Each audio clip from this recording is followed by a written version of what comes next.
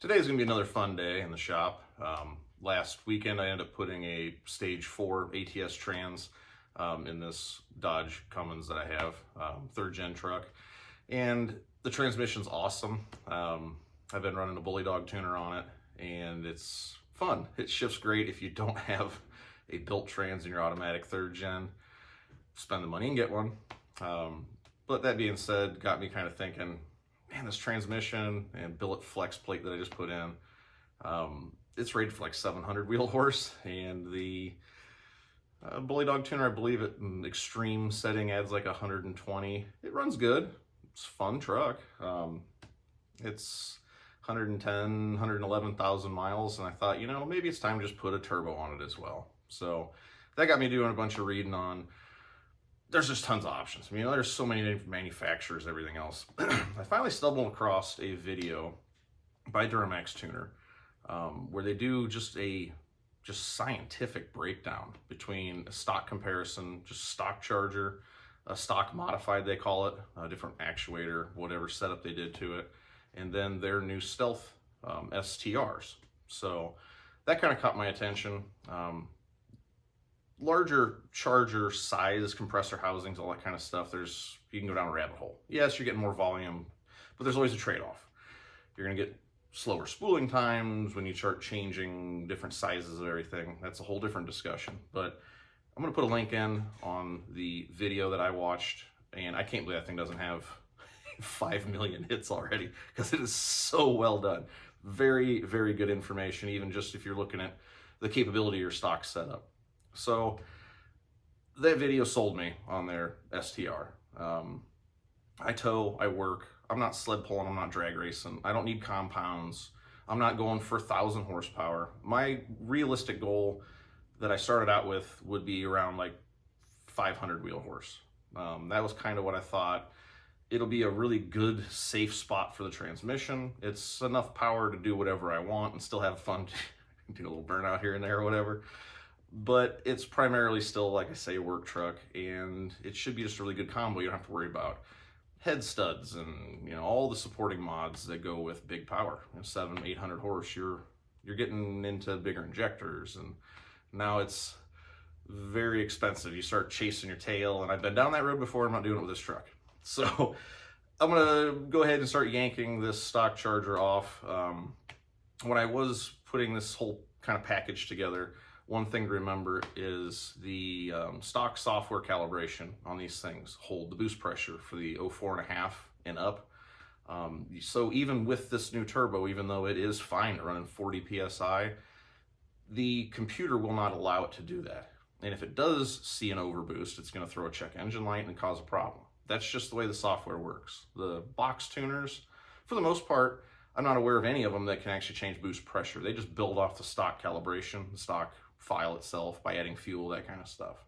It works, and it works fine for the majority of people that just want a little extra power, you know, help out with fuel economy, whatever. As far as a stock replacement for a stock truck, this is still a decent option, but you're not really gonna get any power out of it. Even with the tuner, kind of talked to them a little bit about it, and they were saying you might realize, you know, 15, 20 horse, where the billet wheels better, it flows better. You know, there's a bunch of things, if you watch the video, that it does better, but that's also at a much higher pressure. My truck usually gets, you know, 27-ish PSI maximum. That's where the computer's limiting it. So if you're going for a not changing anything other than the turbo upgrade, this isn't going to be an extra 80 wheel horse or 100 wheel horse. You're going to have to do more, and that's going to be why I'm switching away from a box tuner to the Duramax Tuners, you know, custom programmed new system they have. It still has the monitor. It has 5 different settings and goes up to, I want to say, he said like 230 horse, 250 horse, something like that. Kind of saying that it should be at the high setting, hitting around 550 wheel with this turbo combo. Now that was the thing that kind of went, okay, that's what I'm looking for. So keep that in mind. It is still going to be a pretty good replacement. If you're just have a work truck, you don't have to worry about lag. It'll run basically like it does currently, probably with a little bit lower EGTs and stuff like that, but it won't be a dramatic difference in power gain to be realized until you change the calibration in the software to allow it to raise your boost pressure. And that's where you start getting a cooler running engine. And that's what I was looking for. Towing wise, more air is good news in a diesel. So let me get this old turbo off here quick. Hopefully there's no major issues. I've been kind of hitting it with some PV blaster on the studs and everything. And should be a fairly simple swap out. And we'll update you here shortly. Before I get too involved in tearing this thing down, I'm just going to show you the pieces that I got to get this job done. Turbo comes with gaskets, so you don't need to really worry about much there. I did go ahead and get a new actuator. Mine is original and looks like it was on the Titanic from all the road debris and everything, so probably a smart idea. Just put a new solenoid on it when you're there. This new turbo looks very nice. I like the little detail touches on the impeller fins there. Pretty solid looking unit, should be just a direct bolt in. And then of course the new MM3, and I also opted for the pyro kit, which I think is absolutely necessary for all diesels. So that will be what is going on the truck today.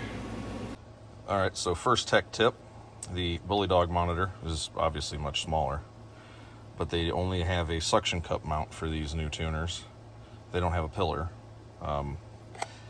But it just so happens that they use basically the same mounting technique. So I will be able to reuse my pillar. It'll be held in by one tab, but it'll be just fine.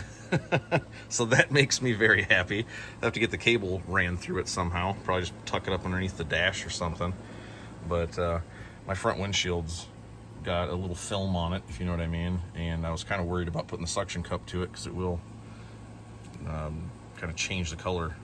So that's excellent. Good thing to remember. If you are doing a third gen, you can get the Bully Dog. I don't know if that comes with the cup. I think that might come with the... I think it might come with the GT. No, it comes with the pillar. So yeah, double check that. I'm pretty sure that the mounting ring here comes with the actual pillar itself and not the GT monitor. But just figured I'd let you know that real quick.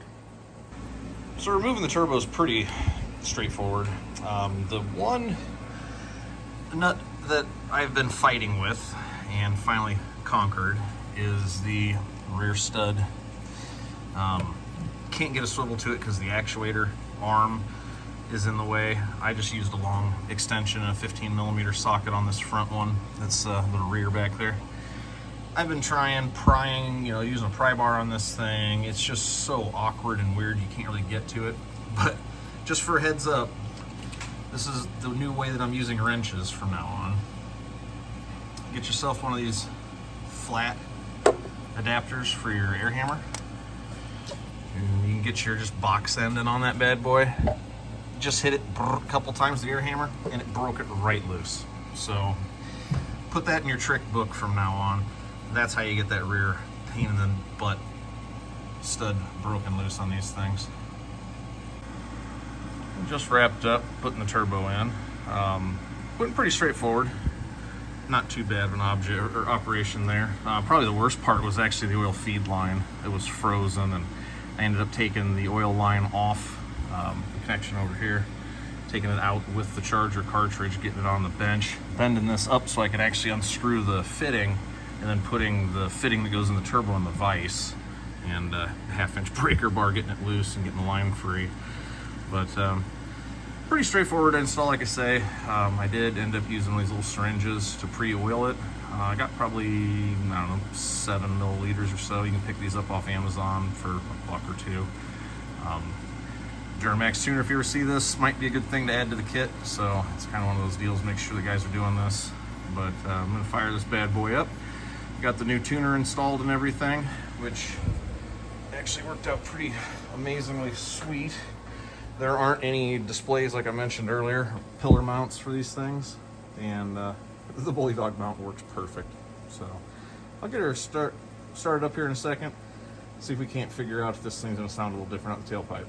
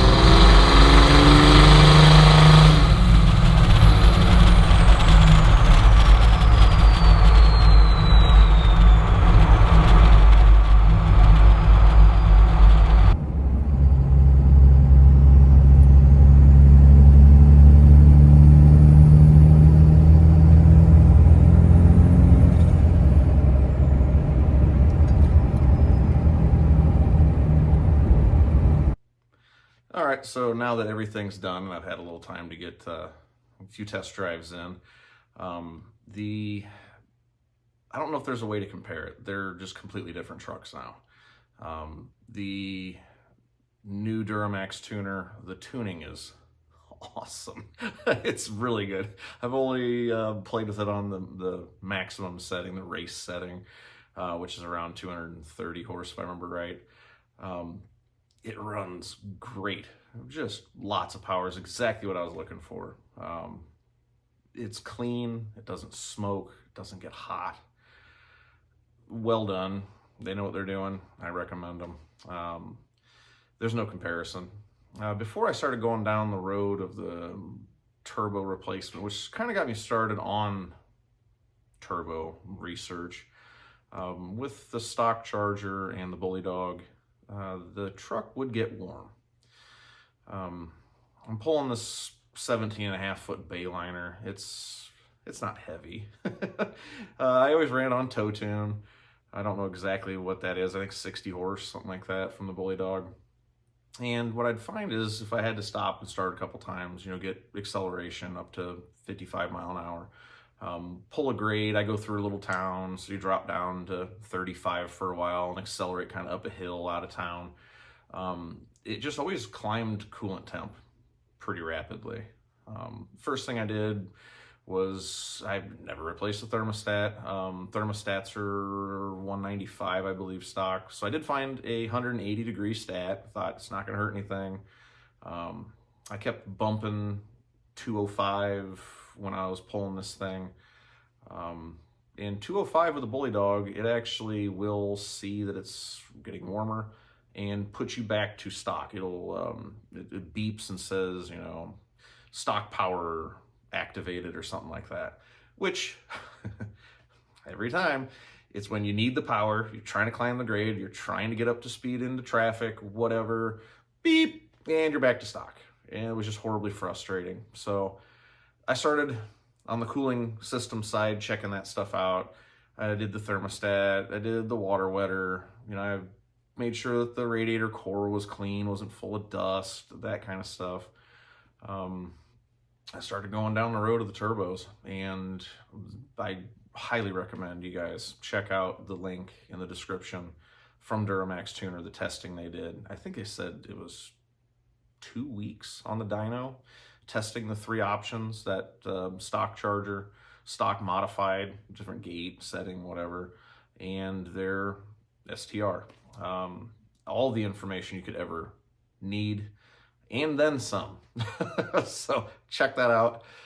Just drivability wise, this truck is, I believe, spools faster to maximum pressure, which I think was around like 37 pounds a boost, 10 more pounds over stock.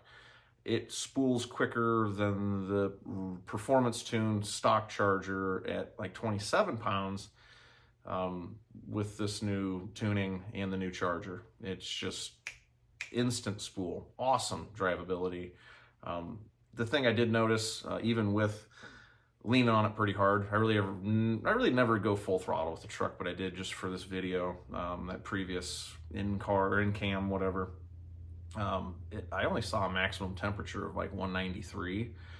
Typical, just normal driving, not really lean into it at all. The 180 stat temps are usually around like 183, 185-ish. So climbing, I don't know, 10 degrees, that's pretty impressive for the power this thing was making.